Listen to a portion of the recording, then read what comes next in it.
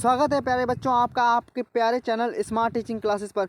यहाँ पर मैं आप लोगों को बताने वाला हूँ most important questions for class 10th exam 2023 के लिए। आप लोगों के लिए बहुत ही मोस्ट इम्पॉर्टेंट और बेस्ट क्वेश्चंस होने वाले हैं जो आप लोगों के लिए एग्ज़ाम पॉइंट ऑफ व्यू से बहुत ही इंपॉर्टेंट है। ठीक है, तो आप लोगों को यहाँ पर ध्यान से और अच्छे से समझना है, दिमाग से समझना है। ठीक है, आप लोगों को इसी प्रकार के क्वेश्चन को किस प्रकार से करना है और ऐसे क्वेश्चन आप लोगों के एग्जाम में जरूर आते हैं। ठीक है, तो आप लोगों का क्या करना है, आप लोग देखते हैं यहाँ पर फर्स्ट क्वेश्चन है आप लोगों का दो क्रमागत धनात्मक सम संख्याओं के वर्गों का योगफल आप लोगों को दिया हुआ है। कितना दिया है? 244। ठीक है, और संख्याएं आप लोगों को पूछी गई, संख्याएं आप लोगों से पूछी गई हैं। तो कितनी संख्याएं आप लोगों से ये पूछा गया है।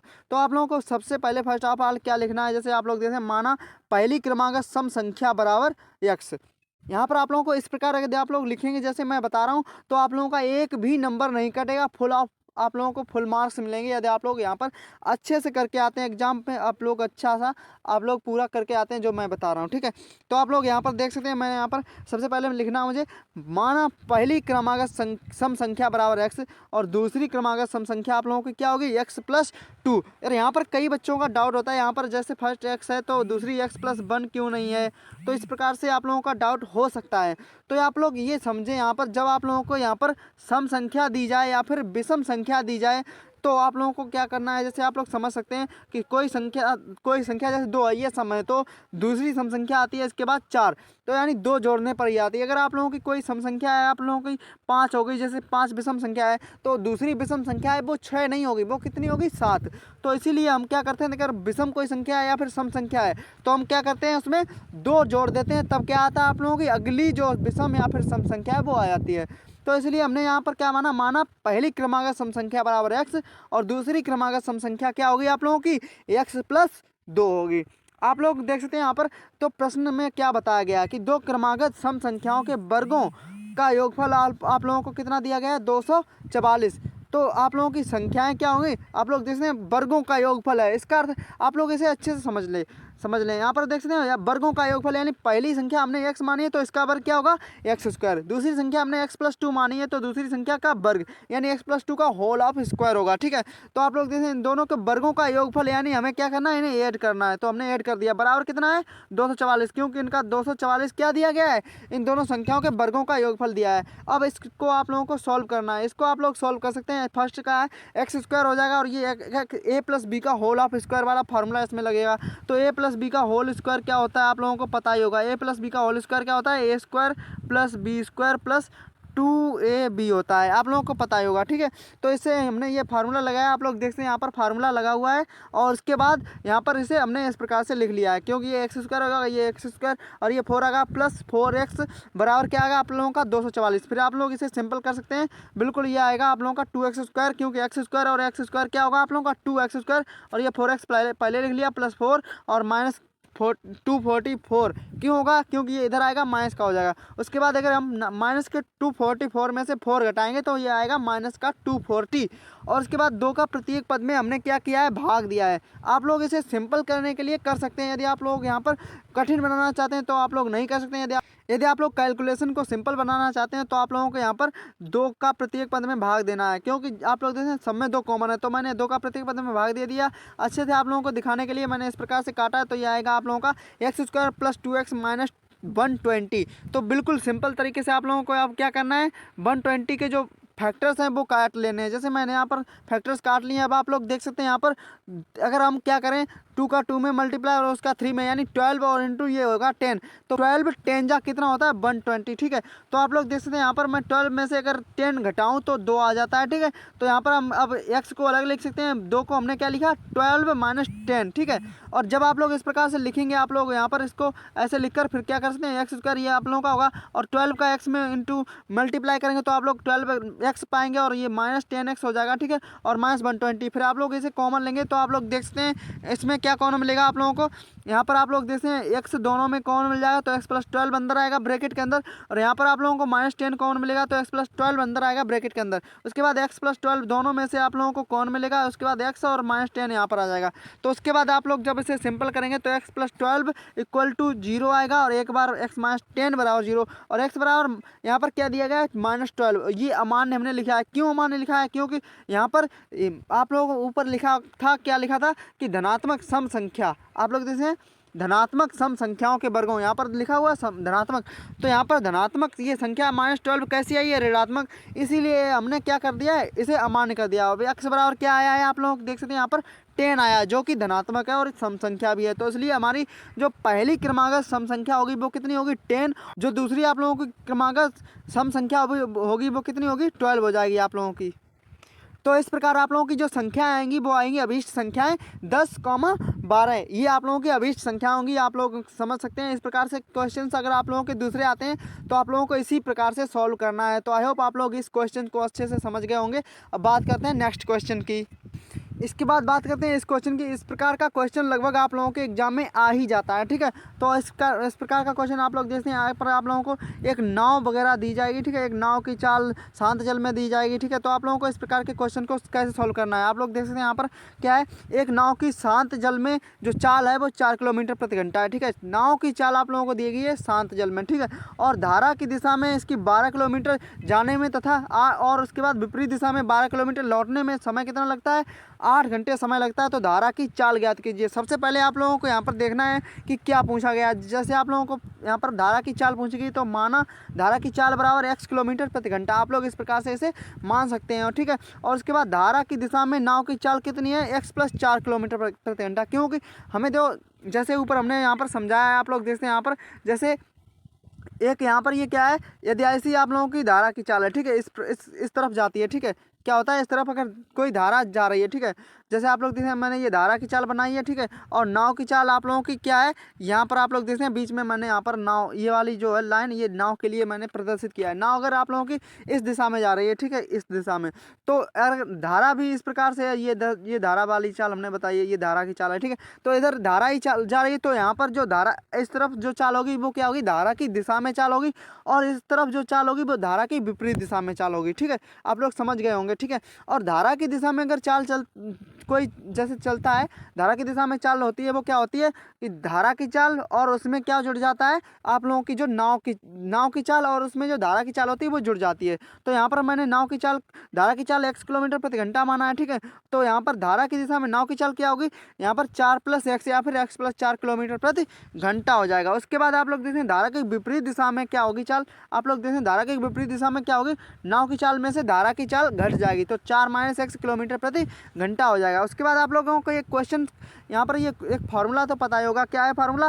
समय बराबर दूरी बटे चाल होता है, ठीक है। और यहाँ पर हमें बताया गया है कि टोटल आने जाने में 8 घंटे समय लगता है, तो हमें जिस समय में ही इसे बदलना है। तो आप लोग देखते हैं यहाँ पर बताया गया है ऊपर कि 12 किलोमीटर चलने में उसे क्या है, 12 किलोमीटर जाने और 12 किलोमीटर लौटने में 8 घंटे समय लगता है, ठीक है। समय बराबर दूरी बटे चाल, 12 किलोमीटर जाने यानी 12 किलोमीटर दूरी होगी, और चाल कितनी है जाने यानी धारा की दिशा में जाने में, ठीक है। तो x + 4, तो फिर उसके बाद प्लस 12/4 - x यानी धारा की दिशा में वापस आने में, धारा की विपरीत दिशा में आने में, दोनों को मिलाकर जो समय है वो 8 किलोमीटर प्रति घंटा यानी 8 घंटे है। तो यहाँ पर बराबर क्या होगा? 8, ठीक है। और आप लोग यहाँ पर क्या कर सकते हैं? 12 कॉमन ले सकते हैं। जैसे दोनों में 12 है तो मैंने 12 कॉमन ले लिया। उसके बाद ये बचेगा 1/4 + x और 1/4 - x बचेगा ये। उसके बाद ये बराबर हो गया, कितना होगा आप लोगों का? 8। फिर मैंने यहाँ पर दो 4 से इसे काट दिया है, तो आप लोग देखें 4 2 जा 8 होगा और 4 3 जा 12 हो जाएगा। तो यहाँ पर 3 बचेगा और यहाँ पर 2 बचेगा, ठीक है। और उसके बाद जब आप लोग इसे एलसीएम लेकर हल करेंगे तो यहाँ पर 4 + x 4 - x आएगा, और ऊपर 4 + x ऊपर 4 - x और 4 + x आएगा, तो x से x यहाँ पर आप लोगों का कट जाएगा। तो बचेगा क्या आप लोगों का यहाँ पर केवल बचेगा ऊपर 4 और +4 यानी 8 बचेगा, ठीक है। और ये 3 पहले से ही था, और बचे नीचे क्या आएगा? यहाँ पर आप लोग देखते हैं a + b और a - b वाला फार्मूला लग गया, तो a² - b² होगा, यानी a² यानी 4 का स्क्वायर कितना होगा? 16 और -x² हो जाएगा, बराबर 2 आएगा आप लोगों का, ठीक है। तो इस प्रकार से आप लोग इसे समझ सकते हैं। और यहाँ पर अब हम क्या करते हैं, 16 - x² इस साइड ले आएंगे, और जो आप लोगों का 2 है इस साइड ले आएंगे। तो यहाँ पर ये 2 और यहाँ पर 2 से जब इसे 8 को डिवाइड करेंगे तो यहाँ पर 4 आएगा ऊपर, तो यानी 3 4 जा 12 = 16 - x² आएगा। तो x² बराबर 16 - 12, तो यहाँ पर क्या आएगा आप लोगों का? इसे आप लोग देखते हैं x² बराबर आप लोगों का 4 आ जाएगा, और x² = 4 यानी x बराबर +- √। 4 आएगा। तो x इक्वल टू आप लोगों का आप लोगों का आ जाएगा +-2। ठीक है, तो आई होप आप लोगों को यहाँ पर समझ में आया होगा। यहाँ पर x बराबर 2 लेंगे। क्यों लेंगे? क्योंकि धारा की चाल है वो ऋणात्मक नहीं हो सकती, यहाँ पर ऋणात्मक नहीं हो सकती, इसलिए धारा की चाल क्या होगी आप लोगों की 2 किलोमीटर प्रति घंटा। I hope. इसके बाद बात करते हैं नेक्स्ट क्वेश्चन की। नेक्स्ट क्वेश्चन आप लोगों का ये है जो कि ऊंचाई और दूरी से है। आप लोगों के ऐसे क्वेश्चन आप लोगों के एग्जाम में आ ही जाते हैं और ये आप लोगों के लिए बहुत ही इंपॉर्टेंट क्वेश्चन है। ठीक है, आप लोगों को यहाँ पर आप लोगों को ये समझ में आना चाहिए कि चित्र कैसे बनाया जाता है। ठीक है, यदि आप लोगों ने इतना समझ लिया कि चित्र कैसे बनाया जाता है तो आप लोग यहाँ पर ये क्वेश्चन आसानी से कर सकते हैं। ठीक है, तो मैं फर्स्ट ऑफ ऑल आप लोगों को समझाने की कोशिश करता हूँ। ठीक है, आप लोग देख सकते हैं यहाँ पर बताया गया है कि क्षैतिज तल पर स्थित बिंदु O से, जैसे यहाँ पर क्षैतिज तल क्षैतिज तल का अर्थ होता है जो धरती होती है वहाँ पर। जैसे मैंने यहाँ पर यह माना है कि क्षैतिज तल ये है आप लोगों का क्या है, QO या फिर OQ, ये क्षैतिज तल है आप लोगों का। क्षैतिज तल पर कोई बिंदु है, जैसे मैंने मान लिया O ये वाला बिंदु है। ठीक है, तो क्षैतिज तल पर बिंदु O से क्या है, क्षैतिज तल पर बिंदु O से उसी तल पर खड़े एक ऊर्ध्वाधर मीनार। तो यहाँ पर आप लोगों को इस बिंदु Q पर मैंने माना है एक मीनार खड़ी है। मीनार कौन सी है आप लोगों की? मीनार आप लोगों की ये वाली होगी। ठीक है, ये जो PQ मीनार हो जाएगी आप लोगों की। तो आप लोगों को ऊर्ध्वाधर मीनार खड़ी है और क्या है उस पर शीर्ष का उन्नयन कोण आप लोगों का 30 अंश है। आप लोग देखते हैं यहाँ पर जो शीर्ष का उन्नयन कोण है वो कितना है? 30 अंश है। ठीक है, शीर्ष का उन्नयन कोण यानी शीर्ष से अगर नीचे से अगर शीर्ष पर देखो तो कितना उन्नयन कोण है? 30 अंश। और क्या है इसमें यहाँ पर बताया गया मीनार की ओर 40 मीटर चलने पर उन्नयन कोण 60 अंश हो जाता है। यहाँ पर मीनार की ओर हमने क्या बताया, यहाँ पर मीनार की ओर इस तरफ अगर कोई चलता है 40 मीटर तो यहाँ पर उन्नयन कोण कितना होगा? 60 अंश यहाँ पर दिया गया है, 60 अंश हो जाता है। ठीक है, तो उसके बाद क्या है इसमें बताया गया मीनार की ऊंचाई ज्ञात कीजिए। तो मैंने यहाँ पर सबसे पहले मीनार की ऊंचाई h मान ली। ठीक है, तो आप लोग जैसे माना PQ क्या है, एक मीनार है और जिसकी ऊंचाई क्या है h, यहाँ पर है h मीटर है। ठीक है, और क्या है Q तथा R क्या है, Q तथा R के बीच की दूरी हमने क्या मान ली है? x मीटर मान ली है। ठीक है, उसके बाद आप लोग देख सकते हैं चित्र से समकोण त्रिभुज आप लोगों का कौन सा है? समकोण त्रिभुज। आप लोग इसे अच्छे चित्र से अगर देखें तो क्या है, समकोण त्रिभुज आप लोगों का ये है। ठीक है, यहाँ पर 90 डिग्री कोण है तो ये पूरा कोण समकोण है। समकोण त्रिभुज PQR में PQR आप लोगों का जो होगा वो क्या होगा, उसमें tan 60 बराबर आप लोगों का आएगा PQ यानी लंब बटे आधार यानी RQ आएगा। ठीक है, तो RQ या फिर QR। ठीक है, तो आप लोग यहाँ पर देख सकते हैं जैसे tan 60 का मान होता है आप लोगों का √3 और ये h/x होगा। तो h बराबर क्या आएगा आप लोगों का √3x आ जाएगा। ठीक है, और उसके बाद समकोण त्रिभुज POQ में यहाँ क्या होगा, tan 30 = PQ यानी लंब बटे आधार आप लोगों का क्या होगा यहाँ पर QO। तो यहाँ पर आप लोग देखें tan 30 का मान होता है वो 1/√3 होता है h/40 + x होगा। ठीक है, क्योंकि यहाँ पर नीचे वाली दूरी होगी वो 40 + x होगी। ठीक है, आई होप आप लोग इतना समझ गए होंगे। तो यहाँ पर अब क्या होगा 40 + x, जब आप लोग क्रॉस मल्टीप्लाई करेंगे तो 40 + x = h√3 आएगा। ठीक है, तो यहाँ पर x बराबर आएगा h√3 - 40। ठीक है, आप लोग इतना समझ गए होंगे। तो यहाँ पर x बराबर h√3 - 40 जो है इसमें समीकरण 1 में रखने पर समीकरण एक क्या था आप लोगों का, समीकरण आप लोगों का एक था h = √3x। तो यहाँ पर इसमें जब मान रखेंगे तो आप लोगों का एक आएगा ये h = √3 इंटू h√3 - 40। तो ये होगा आप लोगों का h = 3h - 40 √3। ठीक है, तो आप लोग इसे सोल्व करेंगे तो 40 √3 बराबर आएगा 3h - h = 2h। यहाँ पर ये राइट साइड में होगा तो 2h बराबर 40 √3 है तो h बराबर क्या आएगा 20।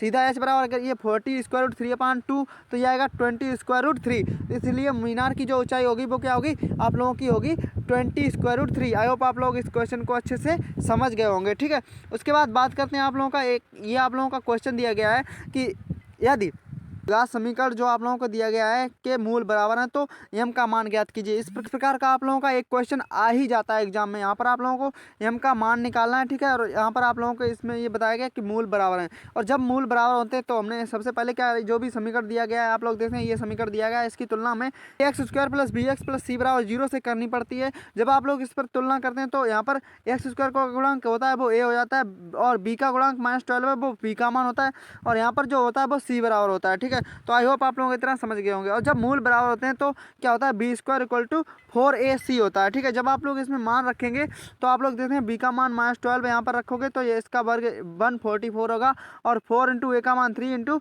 बी का मान सी का मान 2m। ठीक है, तो आप लोग इसे रखोगे तो आप लोग इस प्रकार से m बराबर क्या आएगा, यहाँ पर 144/4 इंटू 3 इंटू 2 होगा। तो आप लोग इसे सिंप्लीफाई करेंगे तो यहाँ पर m इक्वल टू आएगा 6। तो आई होप आप लोग यहाँ पर इसका मान अच्छे से समझ पाएंगे यहाँ पर कैसे निकालते हैं। ठीक है, तो इस प्रकार का भी क्वेश्चन आता है। आई होप आप लोग इसे समझ गए होंगे और इसे आप लोग आसानी से लगा सकते हैं। ठीक है, तो बात करते हैं नेक्स्ट क्वेश्चन की, जो कि आप लोगों के लिए बहुत ही इंपॉर्टेंट होने वाला है।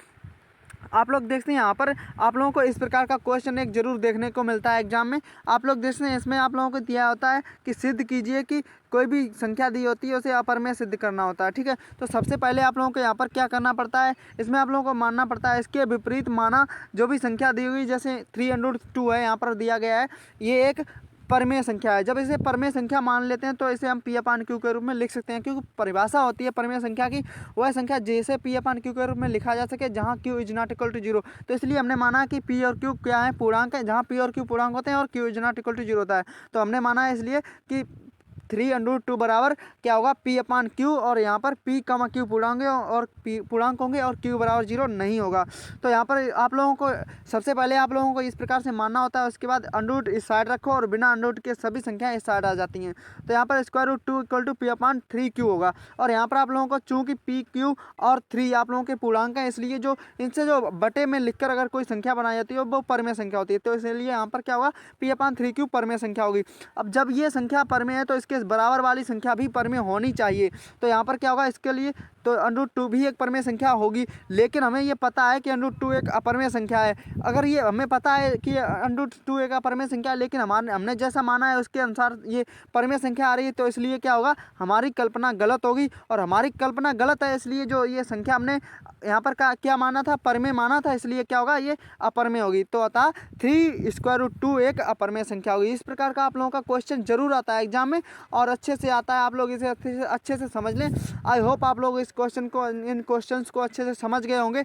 नहीं समझे तो आप लोग यहाँ पर कमेंट बॉक्स में लिख सकते हैं। अगली बार मैं अच्छे से और समझाने का प्रयास करूँगा और इसे आप लोग दोबारा देख सकते हैं। यदि आप लोगों को नहीं समझ में आया तो दोबारा अच्छे से समझ में आएगा।